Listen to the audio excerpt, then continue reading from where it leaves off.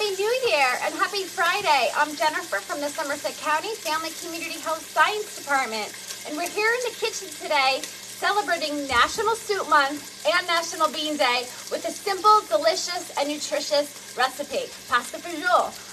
There's a lot of different recipes out there. This is just going to be a basic recipe that's going to be pretty quick to make. So I've already heated my pot and I have about 2 ounces of pancetta just gently browning here. This is optional, but it really brings a lot of flavor to your soup.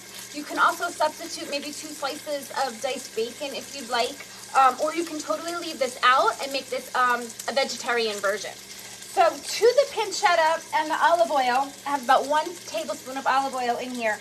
I'm going to add, I had 1 large celery stalk that I diced, a large medium sized carrot, a small onion,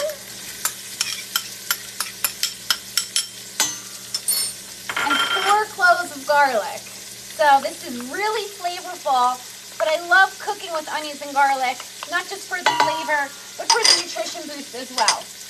So we're just gonna let this saute a few minutes. And we're gonna add some spices. We're going to add 2 bay leaves, half a teaspoon of rosemary, actually 1 teaspoon of rosemary, half a teaspoon of thyme.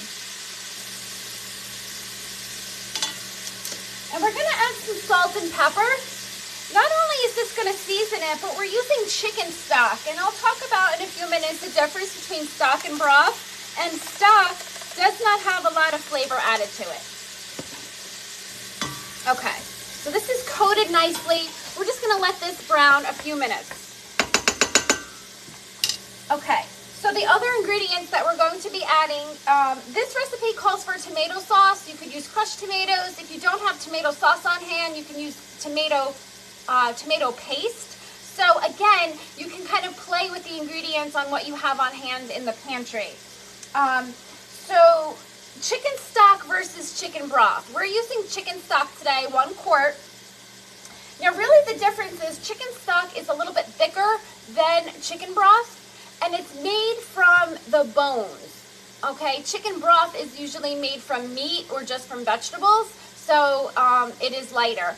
And if you look at the calories, there's not too much difference. This serving had 15 calories where chicken broth had 5, but you do have a little bit more protein because it's coming from the bone.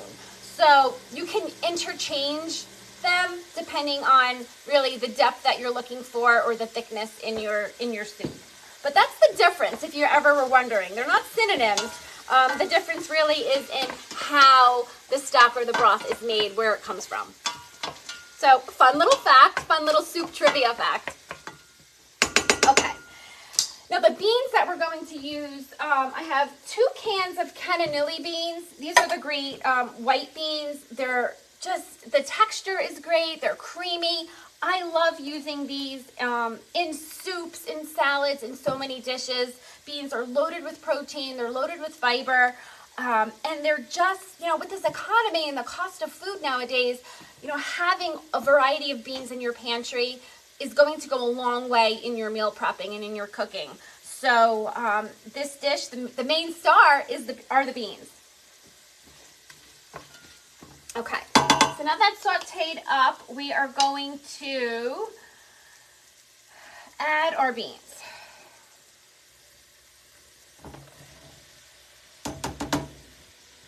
Okay, we're going to add our stock. Again, this is 1 quart.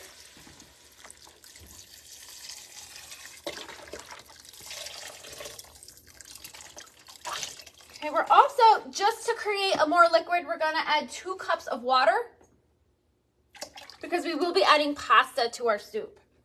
Okay, and then I have 1 cup of tomato sauce.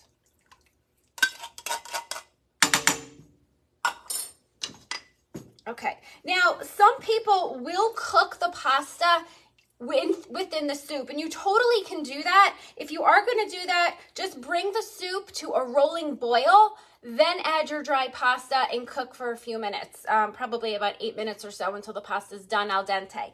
I personally don't like to do that. I like to cook my pasta separate, which I've already done. I have 1 cup of the Ditini pasta, and I've cooked it al dente.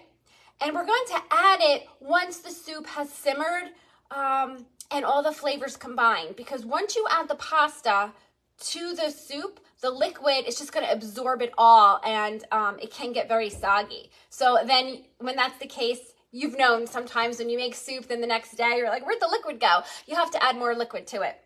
So I like to cook the pasta separate, and you can either then add it to the soup, or you can just simply ladle it in a bowl and then add your soup on top of it, just to preserve the quality of the pasta so that it doesn't get soggy and it doesn't absorb all your liquid. So I always like to keep extra stock or broth on hand if I do need to substitute that. But look at, you guys can see this, how beautiful the colors are.